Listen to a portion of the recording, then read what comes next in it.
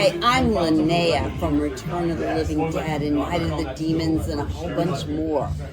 You are going to see and hear the best podcast ever. The Baron's Hideout. Ooh.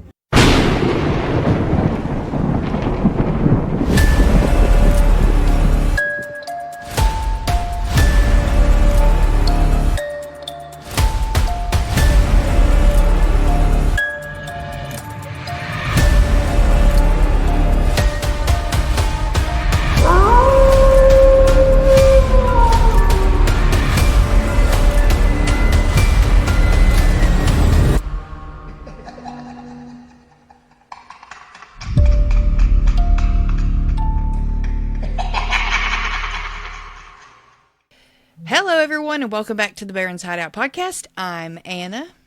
I'm Soul Man Dustin. And I am guitar playing Little D. You play guitar with your little D? Yeah, I'm very talented. Do you want to see? Slapping the bass? No, if you want that, you got to sign up for like the 100-tier Patreon. So Yeah. Hello. You and Nate have that high tier Patreon for stuff to do with your wieners. Wiener. Mm-hmm. Ask me about my wiener.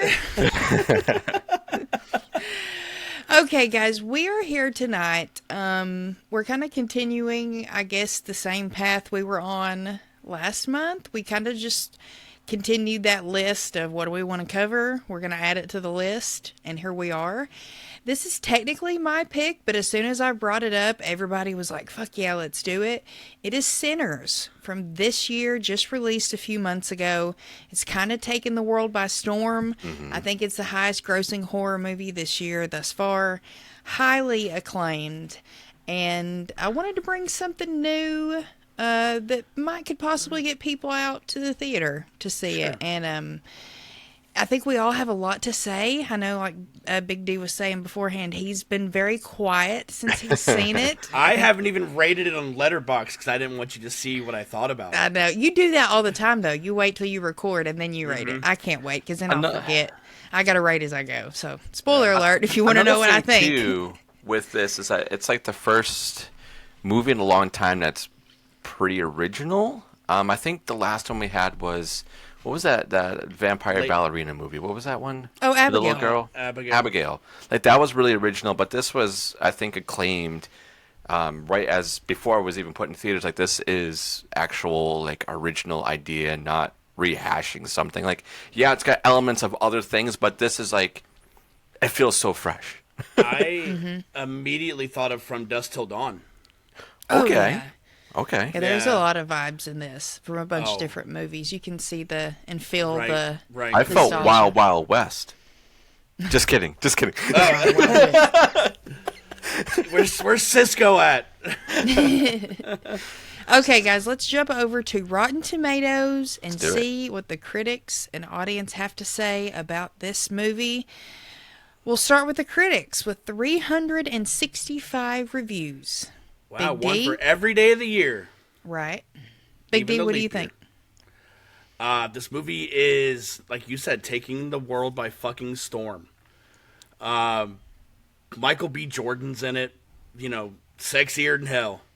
Oh, yeah, we'll get to that. Oh my gosh. There's two of them. What's better than one Michael B. Jordan? Two. Two of them. This has to be, I'm going to say 92. Okay. Lil D? All right, I'm going to go up there as well, but I don't know if I'm going to go in the 90s. Like, 86 is really calling to me right now. So I'm going to go 86. Sure. Alrighty. Big D is the closest. This baby is rated fresh at 97%. I thought you were going to say 99. I was going to say damn. Damn! Super fresh. Fresher than hell. Fresher than hell. Well, let's see what the audience thought. 25,000 plus verified ratings with the audience. Big D, what do you think they thought? I'm going to stay right where I'm at, but I'm going to say 97. Okay. Lil D? I might go a little bit lower because you know how the audience is. I'm going to go 76. Oh, come on. Damn. All right, Big D, you almost had it. It's fresh at 96%. Shit! I'm very happy. Okay, I'm putting a lower score because I know how some people are. That's not me saying I didn't enjoy this film. I'm just trying to get in the head. I almost said 96. What was the critics? Was it 96? 97. Oh, so They're they 1 flopped. point apart. Okay. Isn't that crazy? Flopped. That's awesome, man. Yeah. That's awesome. I think I was the first out of all of us to see it, and I believe so, yes. I gotta say, the first time around, I missed the post-credits scene.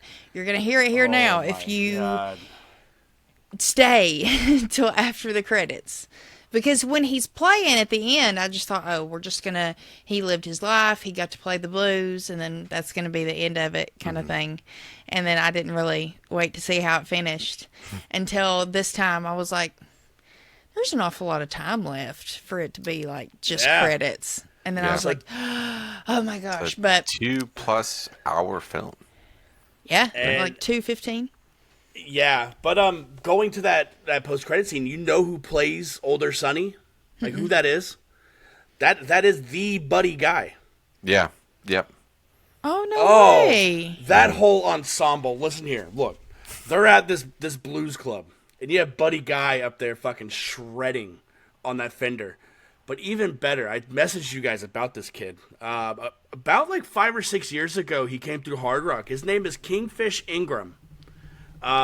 Prodigy guitar player. Like this kid, he was a kid when I seen him. He had just turned like 21, I think. Wow. But he's in this. He's the kid on the stage playing the Flying V with the group. But I looked at Holly. I was like, that's Kingfish right there. But it fucking slaps. That is my number one favorite thing about this movie is the music. Yes, I'm right there with you. It's so amazing. good. The Delta blues that they chose, the time period. Disclaimer right now, and I don't think we really should have to say it, but I'm just going to. The time era we're in dealt with a lot of racism. Yes. Yeah. And by a lot I meant that was America, unfortunately. Yeah, it's just the way it was. Yeah. There's some in bombs dropped in this. The Klan is no longer together. Oh, get the fuck out of God, here. you Yeah. motherfucker. Yeah, but we're not going to talk about the racism, but it is unfortunately during that time. Yeah, it's Yes. part of it. So, but this music, man, this kid that plays Sonny, a lot of the musicians in this movie Sammy. are Sammy. Sorry, not Sammy. That's okay. I was like, who's Sonny? Preacher Boy. Preacher boy, Preacher yeah. Boy. There you go. Yeah, but a lot of these musicians that are in this movie are musicians first, and then actors, which I thought was pretty neat. Yeah. Because this kid that plays Preacher Boy tours with her. I don't know if you're familiar with who she is. Like, Yeah, I know her. Yeah, but he tours with her, and she's the one that actually encouraged him to play or to audition for the movie. And this was his first movie. His Yeah. voice, dude. I was not ready for that. Neither was who's he with? Stack. Yeah, he was with Stack, with and he Stack. started singing, and he was going, "Whoa!" And he was just saying dollar signs too, because he's a businessman. Him and Smoke. Oh yeah. All right, let's bring them up real fast, and I'm gonna let you know how much of an idiot I felt like. Okay. So when we meet them, they don't say the twins. They say the Stack or what is it, like the Smoke and Stack, the brothers or some shit like that. Yeah. It took me upwards to 20 minutes to realize Michael B. Jordan played both. Really? Yeah. Were you I using was like- edibles? No, it just took. They looked different, which was great. Like they weren't like the. And then when they said the twins, I was like, oh, okay. And apparently, I'm not the only one that thought that way. Okay, I've been talking to Creeper-Rama because of their drop that they did, and I asked about because I talked to them a lot, like outside of podcasting. I asked how the tour went. They said they watched Sinners. I was like, dude, fuck yeah, dude, Sinners rules. And I told him the same story. He goes, no joke. When we were watching, because it was them, the three of them, Kevin Smith, and the guy that runs the projector, were watching Sinners together. Wow. wow. So they were on tour with Kevin Smith doing the Dogma re-release. Dogma. I Yeah. saw all their booth setups and stuff. That was cool. he told me that 30 minutes in, Kevin Smith was like, "Holy shit, he's playing both people." So it's not just me.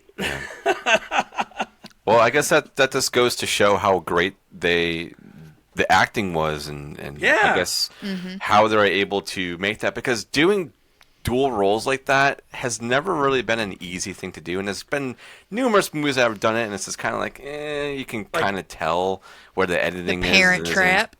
Yeah, Parent I was Trap. gonna say Parent Trap. Yeah, But no, Classic. I was this saying one It is Takes Two, but great. they're actually twins in that. Huh? I was gonna say It Takes Two, but they're actually twins. yeah. Yes, Mary-Kate and Ashley. Yeah, Mary-Kate and Ashley. But, I've always been a fan of Michael B. Jordan, not just because of his looks, but I feel like he's. It's okay, I feel Anna. like We all he's- know. Pick your jaw up, okay? Pick your jaw up. Anna's going. Literally, good lord! And we got double the dose of him in this. I was like, oh yes, You could Lord. literally be sandwiched. yes. But I feel like Sign he's me up. like Creed. I haven't watched any of those, but I know a lot of people like them. But I don't feel like he's ever just had a smash hit. You know what I mean? That is well liked amongst everyone. And I think this might be it for him. You're not wrong. Yeah. You know what I mean? Like people know about him, but he's I'd say he's, I guess, like a pop culture icon. But as far as a serious actor, I feel like this is kind of the role for him that really showed his acting chops in 2 roles, mind you. Yeah, but for like what you're saying, a leading role, because Right. Michael B. Jordan as Killmonger and Oh, Black yeah, Panther. dude. So good, yeah. that is true. Wow, I forgot. Yeah, That he is- killed it in that. Killmonger is probably one of the best MCU villains. You know, so it's just how he played it. It was fucking awesome. We're not going to talk about Fan Four Stick, okay? We're not talking about that. But Anna, I need to know, what was your favorite part of this movie? Once they get to the juke joint, Okay. because I feel like we've got 2 movies a little bit in this, like before the juke joint and after, because it's very much a setup of these 2 brothers coming back to where they grew up, seeing old faces, kind of revisiting some past traumas and people. Cornbread! Yeah, cornbread. Cornbread, yeah. Aw. And see, Smoke's girl, I think her name was Annie. You know, it alluded to the fact that they lost a child, and that's probably kind of what drove them apart to begin with. And also, they just seemed like 2 very different people, because she believes in the witchy things. She will Hoodoo. burn sage. Yep. And he's very much like, no, I don't believe in ghosts. I believe in what's right in front of me. And he was kind of living that life that she wasn't really cool with before, you know, leading up to them going to Chicago. And then now they've made all this money and they want to come home and kind of do their thing there and be legitimate. And so then we get them bringing everybody together. People they knew. They get their buddy's wife to paint them a sign. You know, they're getting the band together. He realizes that Preacher Boy could play, and old Pops they find at the train station. And I loved him. When he said he about shit himself, You gotta smell that. I think I should. He was great comedic relief in those moments. Yeah. Delta but then Slim once we is my favorite character in this whole movie. Slim, yeah. That guy, dude. You He know who was that is? So fun, huh? Have Not you- right off. In my brain, like I was. I know thinking him, but I about just it don't know and his thinking- name. I've seen him in Have you other seen- stuff. Have you seen Gone in 60 Seconds with Nick Cage? He's the cop that's hunting him down in that. That's where I knew his face from, was that. Oh, okay. Oh, wow. And Annie, she is in Loki. She's part of the TVA, like the head honcho. Of the Oh, Oh TVA. my I've- gosh, I she never watched is. Loki. I Yeah. didn't Or- put that well, together. have you Oh, I loved Loki the Have first you season. seen Deadpool and Wolverine? Yes. Oh, she's in that too. She's the one that Todd Pool ends up getting at the end of the movie. That's okay. Yeah, that's who that is, That's dude. awesome. Yeah, I That's didn't so put Holly, those. Holly looked at her and she goes, "God damn, her titties are huge." She's got some big old titties. Yo, and mommy milkers are there. Yeah. Mommy milkers. We got some of that at the end of the movie. I know. Sure yeah. did, That sure was, that was did. a sweet moment, though. But then once Yeah. they get to the juke joint and, you know, all the shit begins to go down, it turns into a totally different movie. It really does. Because it's kind of like a gangster old-timey flick up until that moment. Until like we an see... American Tale. Yeah. Is what it's like. Yeah. Yeah. So I really like once everything goes down there. There's some great one-shots, like tracking shots through the crowd, that it's just phenomenal. And I love stuff like that when directors and DPs don't break a shot, and it's that well choreographed for that long. Like, you got to take even the extras, you got to take them serious. You know, that was a total group effort, and it was just it's just a beautiful movie. It really is. Even for as kind of, in a lot of parts, as kind of dull and grainy as it might seem, it's still just beautiful. It just works so well. Yeah. What about y'all? I wrote down a bunch of the nerdy shit about this movie that I will talk about. That's fine. Yeah, tell us. Eventually. So, Lil D, what about you, man? I mean, I love a lot of this. I love the setting. Obviously, the time period is I love the time period, but I also know the time period is not a good time period, as we stated before. A lot of racism and just a lot of bad things happen there. But I love the aesthetic of everything, and it's actually it's funny because before this, it was actually a game that just came out called, I think it was South Midnight. It was like a It's a Southern game that has a lot of like kind of what this movie had. I was like, I love that whole like ethos of, you know, spirituality and things that are in. There's a lot of that in this movie that I really, really like. But going to my favorite part is, I think one of those one shots you're talking about is when he's going to is it Stack? I always forget which one does which. When he's going to the stores and he's talking to the people who own like the food mart, and he's like, oh, go get your mom to do to make the sign, and it's like following the daughter and everything. I love that. Yes. And going back and then No, connecting. that was Smoke. Into Yeah, that. it was Smoke. It was so good, and I love that. And he fucking shoots the guy in the ass. Oh, That was great. He was like, Smoke? Well, I was doing a lot better before you shot me in the ass. Yeah. I don't know. But yeah, one of the things I did right, which I'm gonna jump on you right now about that, is this shot right here.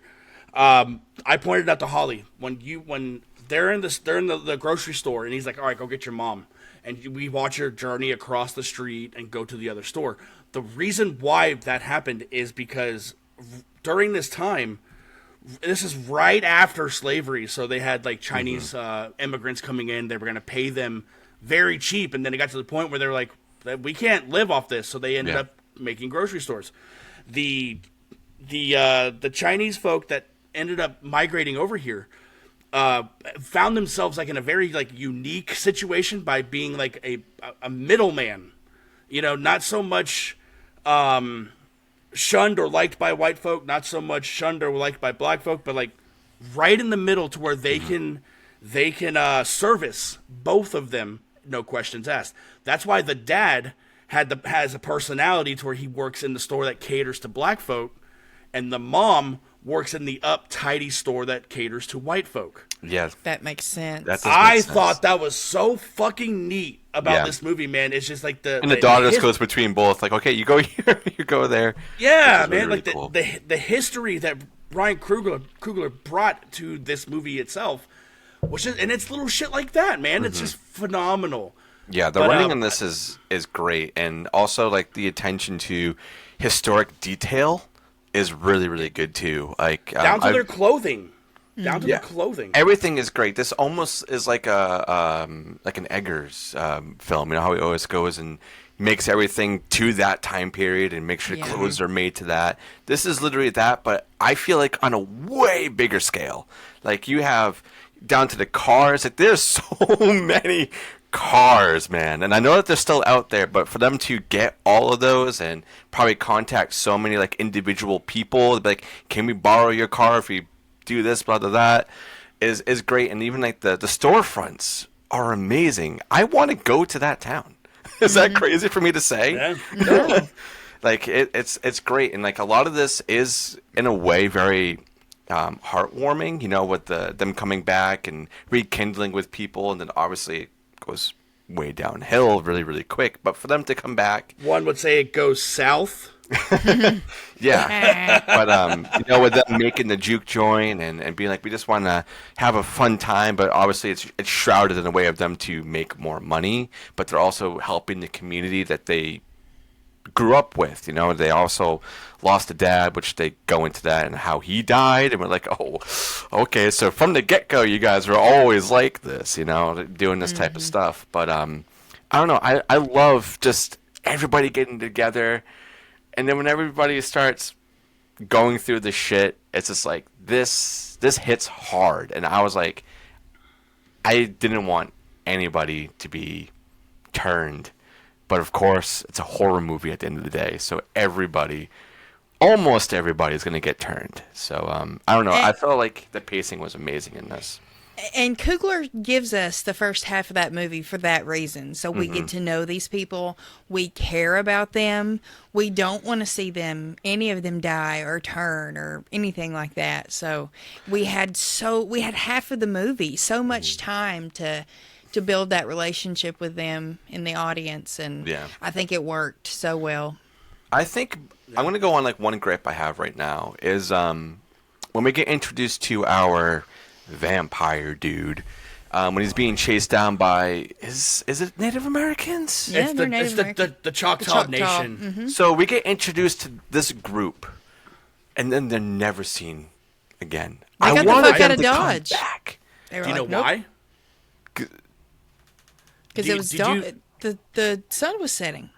That and they knew what he was, but did you also see what they seen in this couple's house? Yes, the Klan outfits. The Klan outfits. That's why they fucked off, dude. Yeah. And dude, I thought about that too, and I talked to Holly about it. I was like, yeah, where were they at? But in reality, it wasn't their fight. Yeah, I guess you're right. If they're gonna keep it like historic and how things were back then, I guess that is exactly how it would have been. They'd be like, well, you're off our land or whatever, and this is where we cut. So, but I mean, they did them the courtesy by offering one time, saying, "Hey, you better not let him into your house." That is true. They're like, "Is he in there?" Like, then there's nothing they can do at that point. Now they've invited him in. Yeah. So, yeah. But, Big D, what was your favorite part? Let's get to you before we start rambling more about this. Dude, I've already said the music. I loved the Delta blues and this shit, dude. Like when we see it on the train station, and he whips that guitar around and starts playing, and Slim grabs it. He goes, "What the fuck are you doing? This is my territory."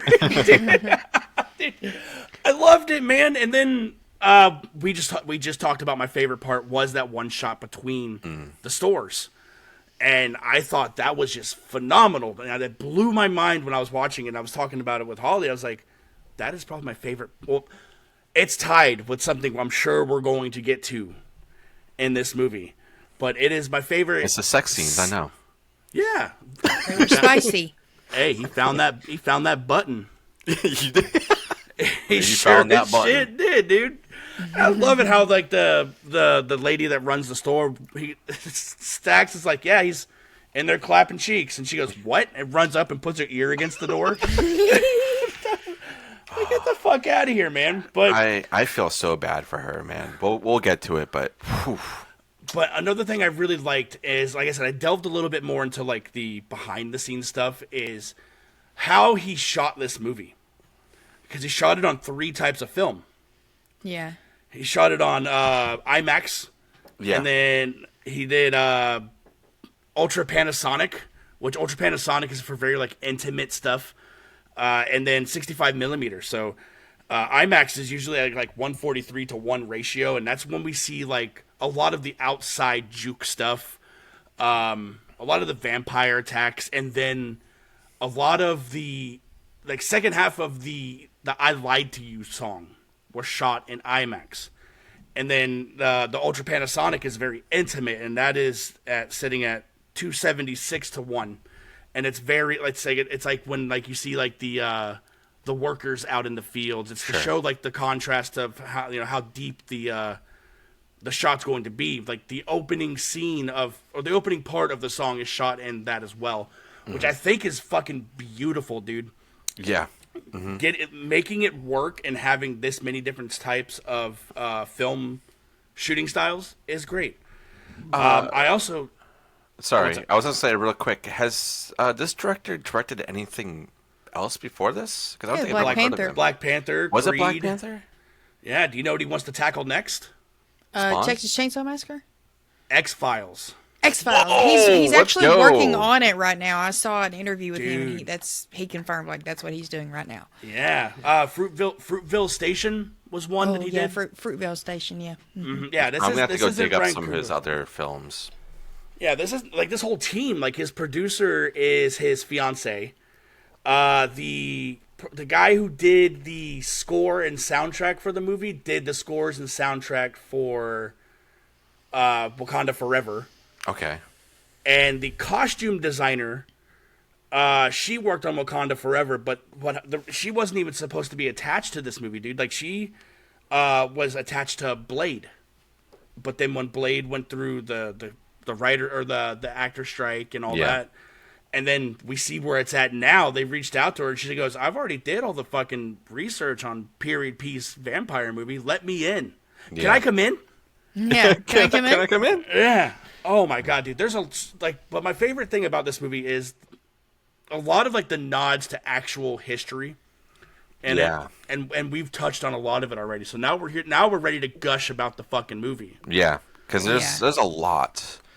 Like you were saying, Anna, this does feel like two separate films, and I mean with the length that this movie is, it could be two separate films. But the pacing on it is great. The way that you're introduced to these characters and you get attached to them very quickly too. Like it doesn't take you much time for you to be like, I like that person. I have a sneaking suspicion about you. You're fucking lying. I know the clan is still active, you piece of shit. And then Yeah. he's a grand master, and they're like, Yeah, he's the fucking Grand Dragon, and they're like, "What?" He goes, "Yeah, he was gonna come back the next day and kill you guys." yeah, I was like, That "You was mother-" that was a crazy reveal. yeah. And then Dude. Anna, he does it. He comes back, and what the fuck happens? Michael B. Jordan snipes him down. Oh my Dude, god! it's He gets the insane. box. He gets the box, and he's told he doesn't need the box. Do I need the box? No, leave it. Leave the box. The reason I like how they're so militant is because, of course, they are World War I veterans. Like, Right, yeah, they did served serve. in the war. So they, like he has like this militant like mindset, because there's a couple of times where he's like, "I'm a soldier. All you have to do is tell me what the fuck to do, and I'll do it." I like that, but I also like the yin and yang of them too. Like, Yeah. is it Stax is the one that's kind of like playful and, understanding, and Smoke is the money man. And It's like money's not funny. Right. That's what I'm saying. But Anna, walk us through this fucking shoot down at the end, dude. Well, we find out that Remick, the guy who runs up on the house, is a vampire. He ends up turning the other two white people from the house that were planning on that were in the clan that we talked about. They hear the music, and that's one thing Remick says is, I came for you. I heard your music. And because he heard Preacher Boy, and that whole shot of them playing the music, and basically the whole place is on fire, but just metaphorically, like just with how alive it is and how the music's making everyone feel. And they see this from the outside, but it's almost like they can see through to what's really going on. Yeah. And they are vampires, so they use the old school way of thinking. You have to be invited in somewhere. You can't just barge Ain't no in. haint. Huh? They're like, oh, it's a haint. Oh, no, it's not. It's a vampire. Shit. Yeah. Oh yeah. I want to talk about her when we get to her. Sure. I loved her, dude. So whenever he shows up, and everybody at the juke joint, they're all black for the most part, except for the Chinese couple and Haley Steinfeld, who used to be with Stack, but her mama's daddy dad. was, so her grandpa was half black. So she has black in her bloodline. Yeah. And they even comment on that. They're like, well, she can be here. Why can't we? And then Annie's like, she's family. That's different. I love Annie. She's my favorite. She hits it with the Vin Diesel, yeah. Yeah. Family. The Sam Jackson stare. Like, get the fuck out of here. But they ask them, are y'all clan? And Remick takes it to offense. He's like, no. We might be white, but we don't see things that way. Mm-hmm. And I wanted to know, do y'all think that he was genuine in feeling that way? Or do you think that he was using it to play on their emotions? I think, in a weird way, he was pretty serious about that. Because there's been other things where he doesn't really seem the type to lie. He might word things in a way to not sound like... When the ex goes out there, right, and is talking, it's like, oh, I can make all your pain go away. And she's like, no, I'm good. But he has like this way of talking where he's telling the truth in ways, like even when he goes to see like the couple before he does what he does to them, it's like, no, just let me in and all this stuff. But he's very smooth. So I think, me personally, I think he was genuine. I don't think he was lying. How old do you think he is? Probably couple hundred. I was gonna say like 200 years old, maybe. It's not his first rodeo. No, but it is his first rodeo in racism. That's true, yeah.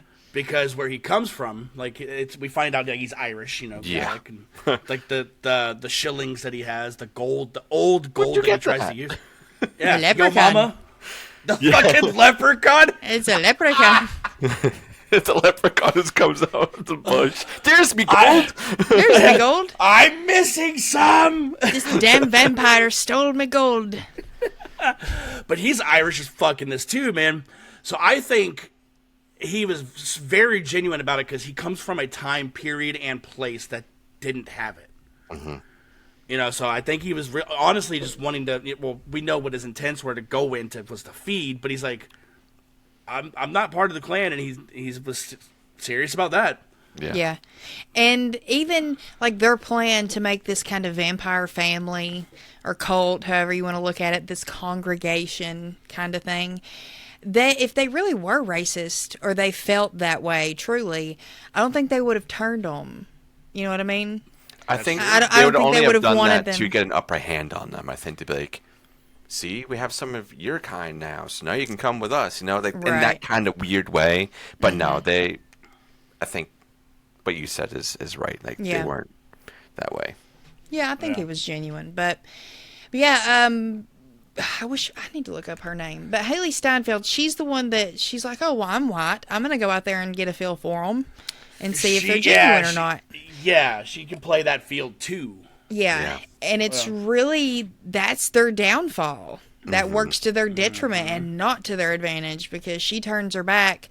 She does pull her weapon out. Me. Because he was fucking drooling and his eyes were changing and she was like, I'm getting out of here. But when she turned her back and started walking and he flew up, I was like, whoa. I literally got a jump scare from him. I was like, whoa, I was not expecting that. That was fucking awesome. And it's nothing. It didn't seem like anything weird for her to come back and be like, y'all gonna let me in? Well, yeah, get on in here, girl. That's just not suspicious. She played off the fact that they just turned away those other white folk. They're like, she wanted to be sure, and Cornbread's like, no, come the fuck in, you know? Yeah. But poor Cornbread, dude, all he wants to do is go take a fucking piss. Yeah. Not my boy Cornbread. Mary, that's her name. Mary. Yeah. Oh, okay. He wants to go take a piss, and he went, like, you see it, dude. He's Kid Cudiing everywhere, man. Pissing everywhere. That dong is out. Pissing. I had to go take a shit. Yeah, it turned into that. Yeah, and then because Mary is changed, the first place she goes is to Stack, and she's wanting to get some. And so that's another use of a great one-shot, because we get Sammy going to the door, opening it up, being like, hey, Stack, and she's riding him. So he's like, oh, closing the door. None of my business. Oh, he's busy in there, isn't he? Oh, yeah, he's busy. That was so fucking funny. Then he walks back, and Smoke's like, I don't care what he's doing. I told you to get him. Go get him. And then by the time they go back. Yeah, not by myself. by the time they go back, they realize that she's not riding him anymore. She's biting him and draining him. And so in multiple ways. Yeah. Yeah. One's a good way, one's not a good way. But yeah, so Stack is changed. And they think he's dead at this point. But Annie, being our spiritual witchy woman, she knows something's up because Smoke gunned her down. Unloaded both of his clips on her. And then she jumped up and started running. And Annie knows. She's like, And she's also cooking the food for this get-together. So she's got garlic. She's got all this stuff. And she knows this lore because she actually believes in this kind of thing. Yeah, she practices hoodoo, yeah. So once she starts seeing the signs, they can't come in unless they're invited. She splashed pickled garlic water on Stack once he did wake back up and he's getting burned. They're like, what was in that jar? Pickled garlic. That ain't whatever. Those are vampires. And they were like, what? I do have to say, sorry, the prosthetics and the special effects are amazing because everything's practical for the most part. Like the neck bites, how deep that is, and how raw when you see it on anybody is insane, and the blood just like gushing out. It's pretty intense. Once we get to the horror movie aspect of this movie, it is 100% a horror movie. 100%. Yeah. So I want to talk a little bit about Annie real quick and her beliefs. Like, we see it from the get-go because she runs like this little neighborhood shack mart, right? Like, we see these little girls in there buying something for her to be like, yeah, just don't spread it around and give it straight to your mom when you get home.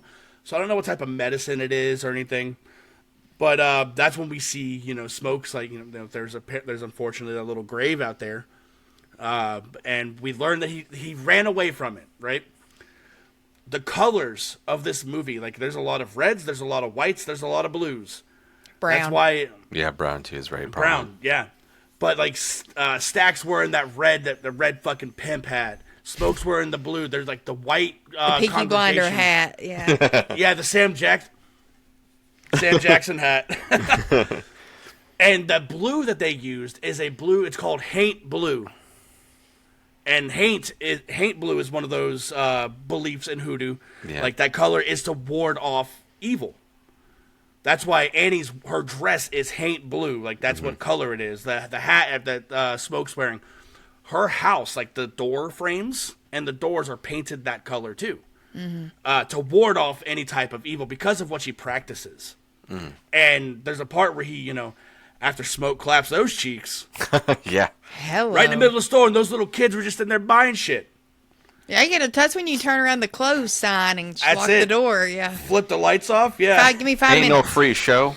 Yeah. That's what I'm saying. But he hands her this little hoodoo bag that she had given him prior to him leaving, and she like refueled it. I guess like she put more blessings in it and whatever she did to believe in it, because that little sack comes into play a lot later in this movie. Yeah. But I love her character. She reminds me so much of what's her name from Demon Knight, the goddamn hotel runner. Oh yeah, CCH Pounder.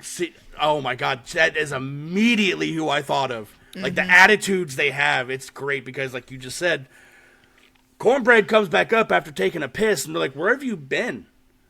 And he goes, "Oh yeah, I can do that if you just let me come in." And Smoke's like, "What?" And she goes, "No, you've been in and out of here all day, not asking to come in. Why is it different now?" And also, you're big enough to push through us. And he's like, "Well, yeah, that's mean. We're gonna be kind." He's like, yeah, be kind to everybody. Oh my god, dude! But then like it's like, and you brought it up a little bit ago. Smoke only believes in what he sees, and he goes to hand Cornbread some money. Psh, idiot. You Even Andy said, don't do it. But he had to know. Yeah. And I think, but as soon as something went south, it's like he just instinctually pulled that pistol out, shoots Cornbread in the jaw. Dude, when his whole face is ripped off. Oh, that was so cool. And yeah. He's like, it looks like a rabid dog when he stands back up. They're like, get inside, Smoke. He's scrambling. Dude, then you have that poor motherfucker that is passed out. And Oh my god! Yeah. Has no idea what's going on. they think he's dead because he's laying in a bunch of wine. Yeah. They take him outside, and he comes to, and he goes, Smoke, let me in. I'll pay my bar tab, dude. I got money. That poor fucking guy, man. It was great. Yeah. Yeah. The whole like garlic eating scene is so funny too. The Thing. Yeah. That's what that shit literally is oh my the thing. god, dude. 100%. And yeah. Slim, they're like, "Oh, you okay?" It's like, "Oh, I had too much to drink." So They were doing this. He He was getting his gun ready. Like, Slim, what's wrong? What you feeling? is so good. He really is so the dramatic. the comic relief in this whole entire He is. movie. It was awesome. But yeah, there's and then the Chinese woman wouldn't eat it because she doesn't like garlic. Yeah, and it's like, yeah. But no, it wasn't her. It was the girl that Preacher Boy liked. Yeah. Oh, yeah, that's yeah, right. The singer. Yeah. Because he was defending her. It was like, put the gun down, Smoke. And I was with Smoke in that moment. No, bitch, you're going to eat that garlic just like the Hell rest yeah. of us. You're not too. I don't give a fuck What- if you like it or what not. makes And you when, yeah. Rub it on when your Smoke lips. See what hauled off happens. and pops him with the pistol in the nose, like, Oh, and he sit, fucking shut up. yeah, pops him in the mouth, dude. Oh my god, I love that, dude. But I don't want to skip over this song, and we kind of talked about it already. The Lie to Irish You song? No, the Lie to You song. Oh. We can talk about the Irish song too. That's probably my favorite song in this movie. Was it something to Dublin?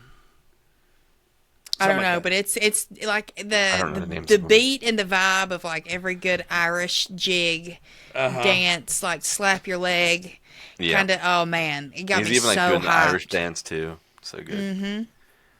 River It's dance. called Will You Go, Lassie Go is the one that the three of them are playing outside when Haley Pick walks poor up to them. Robin Steele. That one when they pick the rabbit clean, dude. But I want to talk about Lied to You. And this is like the big song of the movie, right? Where he talks about, and and the movie opens up talking about how there's certain people who their music can pierce the veil of life and death. And this is where we witness it. You're talking about how the building was on fire. But dude, what blew, like me and Holly, we were just like seeing the ancestral plane Yeah. of this shot. Like you have like the Zulu dancers, you have the ancient Chinese dancers, you have those girls in the kitchen throwing ass around. Yeah, throwing her ass Yeah. around. You have like the Yep. future people. It's everything. But it's all of them have the same ability of piercing this veil. I really like that. Yeah. How it's music transcends like that, because even then, people viewed music as evil, especially blues. Yeah, look Yeah. at Preacher Boy's dad, the preacher. Yeah. He's like, It- you know, You're gonna you keep bring the dancing devil with the with you. devil. You keep dancing with the devil, or you gonna bring him home with you. So I really like that. And that's when our vampire walks up and he goes, "I heard you." And I love it. He like hones in on his ass, dude. It's so good. But that Irish song you're talking about, that's like when the vampires start gathering up together. You see Yeah. like the masses. Oh yeah, they have like the Stack and Mary are circle out there, everything, and too. Cornbread, the Chinese husband. They're all Yes. out there just getting it. Oh, I got hyped at that moment. I was like, shit, I love this jig. when we find out, he goes, "Yeah, come on, just come on out here. Well, I got the car going. We're gonna get going, and all that." And he goes, "They're like, well, what about that?" He goes, "Oh, him? Oh, he's just hungry. Cornbread's just hungry." Cornbread's just hungry. And when what is I forgot his name? I'm sorry. The main vampire, Remick. Remick, comes up and starts speaking Chinese. Yeah, and she's like, "What the fuck?"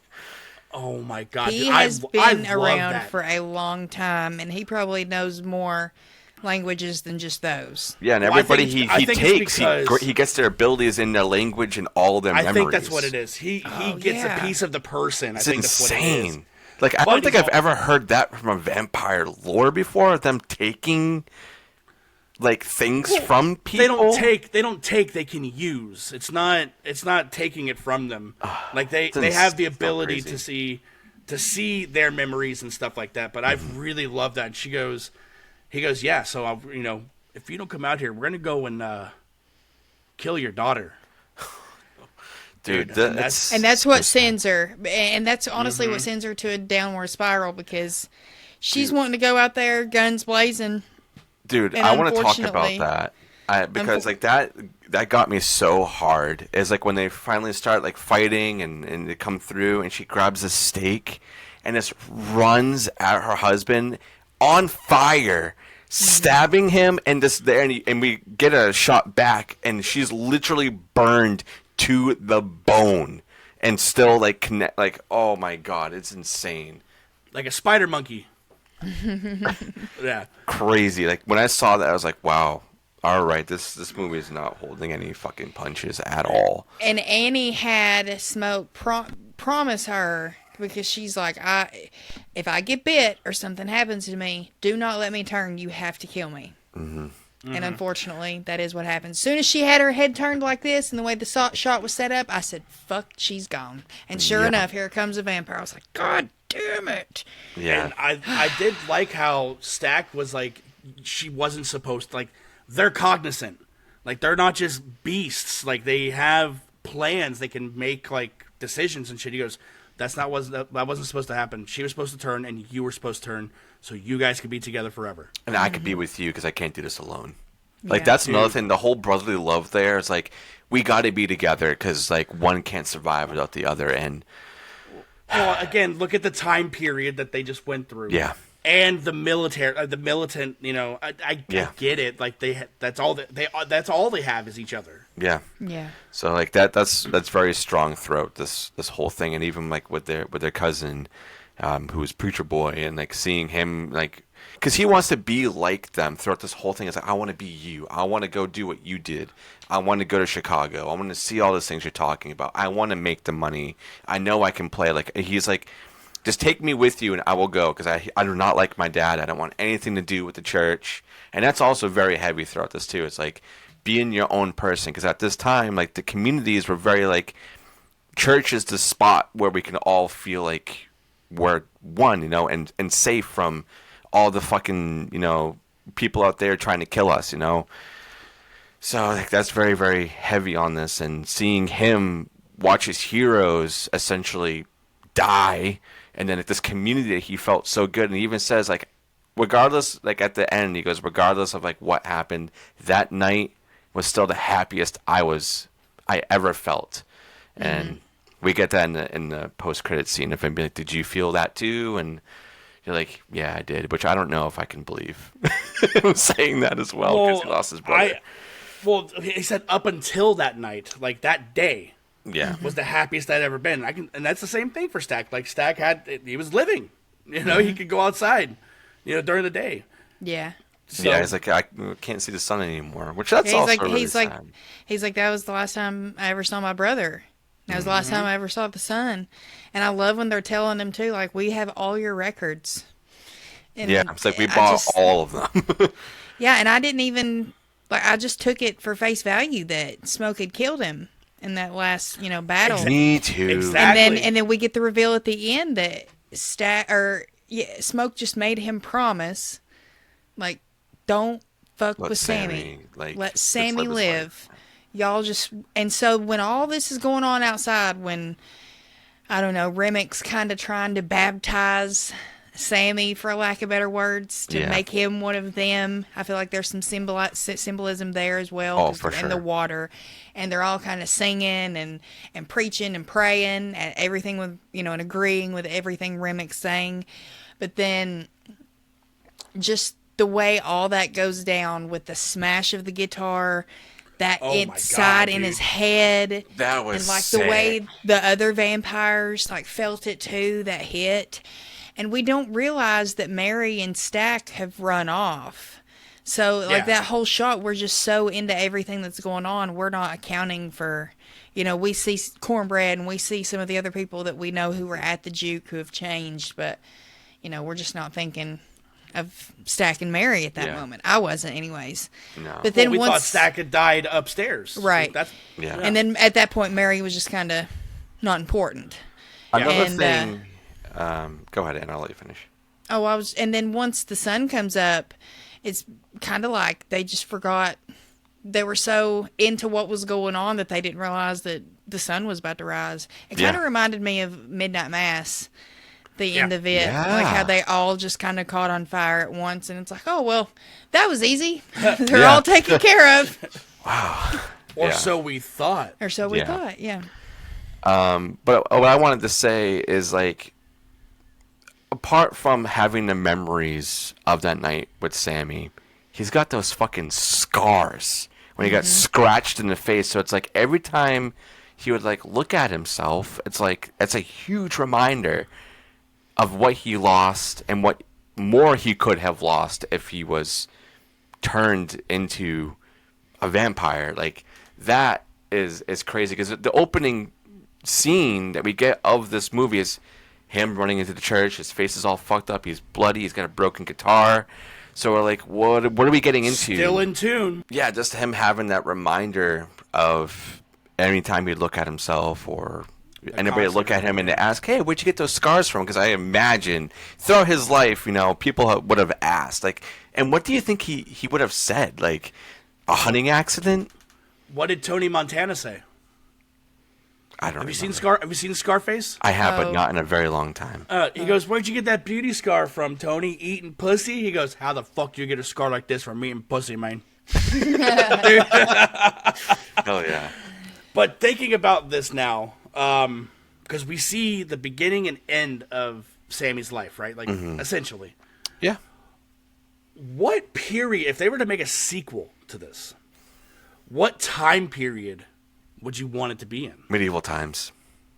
But no, Dustin, between Delta Blues and 1992. Oh, come on. That's not fair. You're asking me what time period I wanted. The 80s. I'm talking about a sequel to this The movie. 80s, The yes, 80s. I'm right there.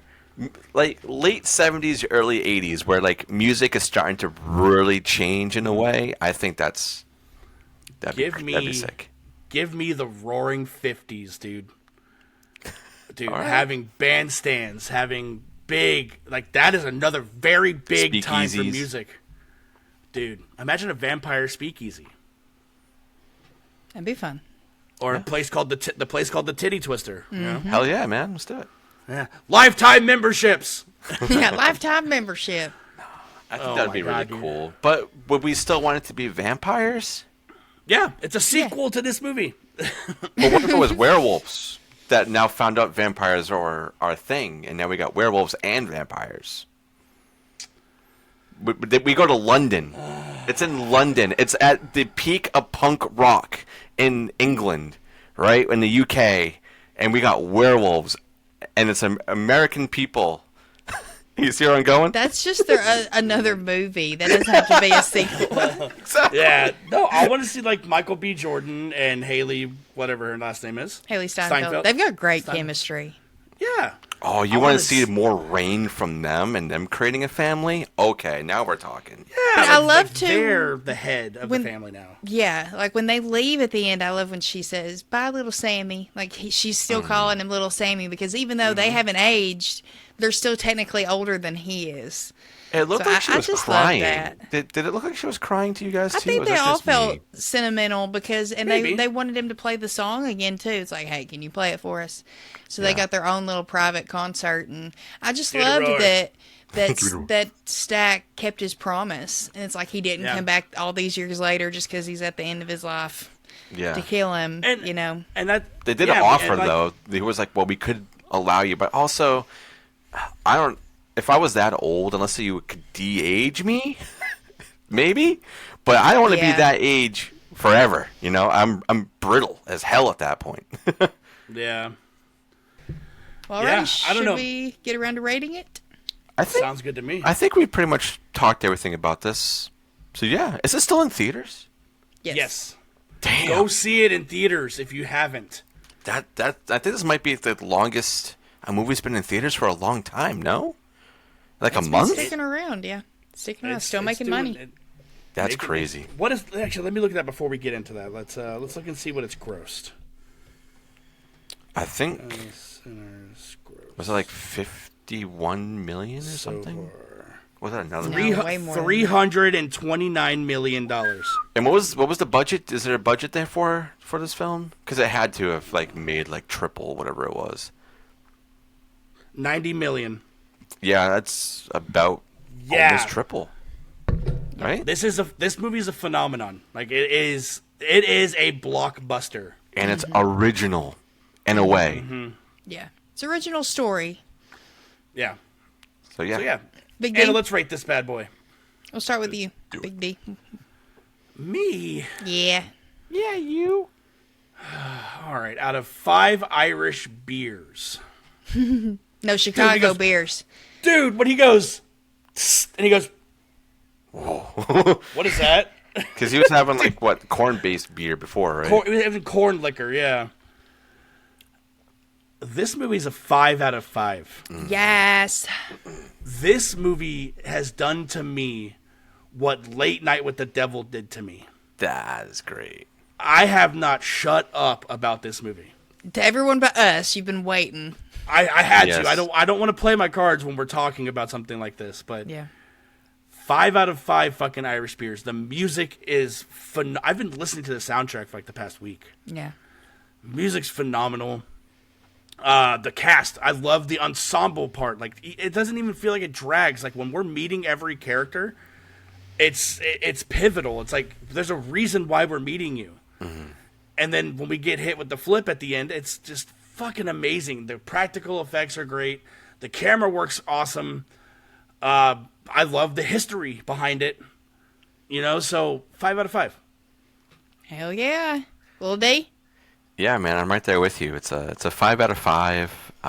Yay. I feel like movies and within the horror genre, apart from all these fucking remakes and sequels and stuff, but when movies like this come along, they hit real hard because it stands out from all the other schlock that we're getting most of the time, you know, and getting something original with a pretty big budget, smashing it in the box office and going on for almost a month straight in the theaters, which is insane.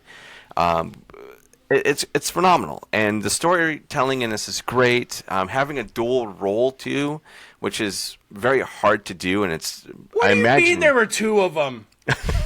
I can only imagine how taxing it was on Michael for doing this, of having to play all these and learn all these lines and whatever is crazy, and also it being a time period film for being like that, not being modern and like modern times, and also tackling so many things at once, not just like the horror and learning about this, but like we said earlier, like how it was back then with the racism and people being separated. They even had like, you know, you had like the signs up like white only and blacks only and stuff like that. Like the attention to detail is amazing, and I love what they did with this, and the amount of comedic relief that's in this amongst all the other dark shit before we even get in with the vampires is great. And the soundtrack is amazing too. I'm going to be getting this definitely on physical whenever it comes out. If it comes on vinyl, I'm getting it.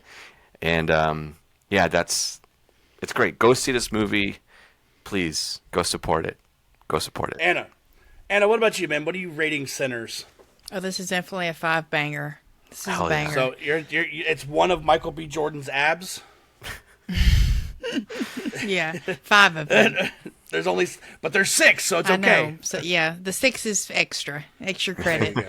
And also, real quick before I say anything else, we got to talk real quick about how he gets his revenge on the white folk that they rented or bought the Yes, building we from, went over that. because like once everything kind of clears out, Smoke stays back, and because Remick told him they were planning on coming to kill y'all anyways, and they do show up the next day, bunch of white folk calling them in words, saying where y'all at, and they've got the door locked from the outside, and Smoke's in the bushes with his sniper rifle, is gunning them down, and he kills every last one of them, and that was just like the cherry on top of a perfect movie, because to see him and us as viewers too, like I'm not the bigger person with that kind of stuff. If you are that way, I want to see you die in a movie. So Yes. I'm so happy of course. I got to see them die. It was great, beautiful. And then but he That gets grenade one, like, toss, dude. Oh, yeah. yes. Into the he was prepared, so prepared. Yeah, but he ends up catching one right in the fucking gut, man. Yeah, Dude, and then his plot armor ended right there. It's like, God damn it! Like, why? Let him Yeah. live. Dude, Yeah.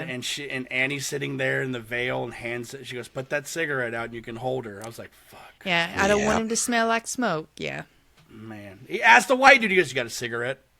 I love that. Yeah, and then he's Yeah, like, dude. "Fuck you," and then I got a lot then of money. He guns unloads the shit clip. out of him. Yeah, so love it. beautiful. But yeah, this is a 5.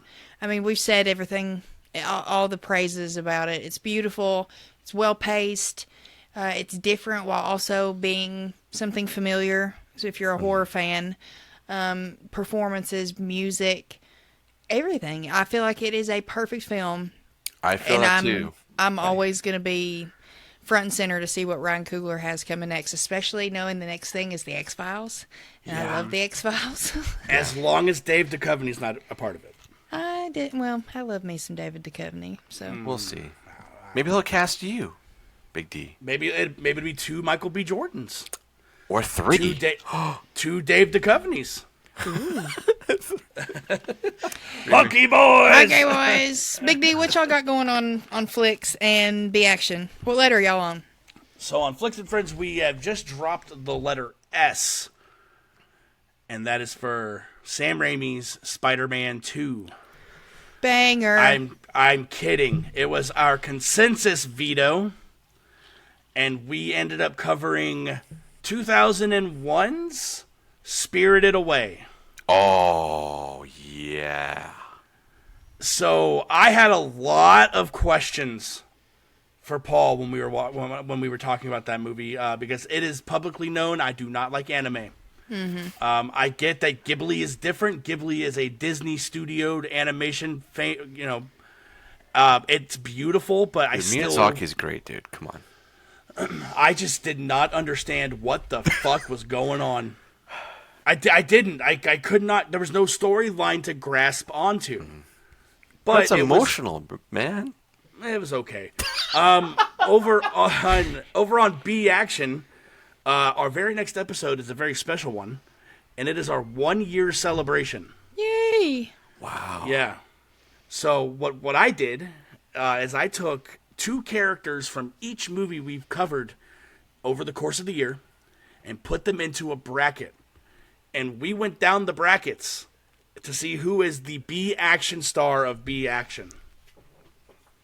It was just a fun hangout episode. I kind of modeled it off of an episode I heard where they played a quiz game and Nate couldn't guess shit. Oh, yeah. Movie Grid. Yeah. Where So he it was kept a ton- guessing Spider-Man 2, and it's like Exactly. horror. Spider-Man 2 Yeah. is not horror. No. Yeah. Gold. Yeah, so that's what we got cooking. What do you got cooking over on Give Me Back My Action and Horror Movies? Tell us right now, Anna, what's coming out. Well, by the time this comes out, we'll have released Spider Baby, which was Pete's second horror pick. Tomorrow, we will be ending Come What May with a banger, RoboCop 2. Come to find out, I'm a RoboCop fan. Hell Didn't know yeah. this until I watched all I've worked 3. for Dick Miller. Watched all 3 last weekend. Yes, I even watched the third one and enjoyed it. And I got Miles. I don't know if he'll listen to this, but my buddy Miles commented on my Letterboxd because I gave RoboCop 3 a 3.5 out of 5, and he said giving this movie a 3.5 is doing it a lot of favors. He's not wrong. They go But, watch that TV show. Yeah, I know I'm going to have to. But yeah, had fun with it. We've got something very exciting happening for June, which I will jump into next week. Okay. Because we have a guest next week who can help me spill the beans with that. And they're just as happy that I'm making it painful. There's a lot of chaos and a lot of pain, I'll tell you that much. And it might include a wheel. Maybe a wheel? Oh, someone should trademark that. I know, he should, right?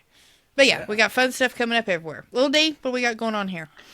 You know, the usual stuff. We're out here covering whatever we feel like covering, and there's a lot of really good stuff out there lately. And We're continuing our tales. We're still doing our short films. As always, if you guys are listening to us, especially if you're doing it on audio platforms, please rate us, share, like, comment, and also do the same thing over on YouTube. Go ahead and subscribe, comment, like, share, just so that way we can get a little bit more engagement and get us a little bit higher in the ranks. And we're getting up there. We're getting a lot of Sharing's new people. free. Hell yeah, and a lot of new Hell yeah for people. hell yeah. A lot of new people tuning in, and if you guys want to go a step further, go right over to our Patreon for $2 a month. $2, Bob. You guys get everything up to a week early, and maybe some special stuff coming soon. But I think other than that, we're just having a grand old time over here, talking about horror, covering these shorts. We're still coming off of that high from Salem Horror Fest and all the friends we made along the way. Mm-hmm. There's a lot of good stuff coming out, and go support their shows as well. And I guess we'll see everybody on the next one. Bye. Later.